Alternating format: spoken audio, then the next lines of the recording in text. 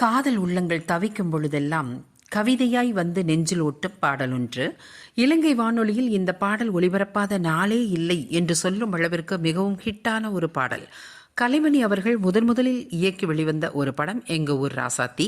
ராதிகா சுதாகர் இணைந்து நடித்திருப்பார்கள்.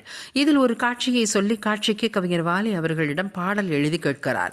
தான் நினைத்தது போல பாடல் இல்லை என்பதால் மீண்டும் கேட்டால் கவிஞர் கோவப்பட்டு விடுவாரோ என்று கவிஞர் முத்துலிங்கத்தை அணுகி நீங்கள் எழுதுங்கள் என்று சொல்ல கங்கை அமரனின் மெட்டை போட்டு காட்டுகிறார்கள். 3 பல்லவிகளை எழுதி காட்டுகிறார். மறுநாள் சரணத்தை முடித்து பாடலை எழுதி முடிக்கிறார். மிக அற்புதமாக வந்திருந்தது. கலைமணியும் கங்கை அமரனும் அப்படி பாராட்டினார்களாம். கலைமணிக்கும் அந்த படத்தினுடைய தயாரிப்பாளருக்கும் மனக்கசப்பு ஏற்பட்டதால் டைரக்டர் பெயரையே படத்தில் போடாமல் வெளியிட்டார்கள். கலைஞனினுடைய உள்ளம் புண்பட்டால் படம் ஓடுமா? படம் தோல்வி. ஆனால் அந்த படத்தின் பெயரை சொல்லிக் கொண்டிருப்பது இந்த பாடல்தான், பொன்மானை தேடி என்ற பாடல்.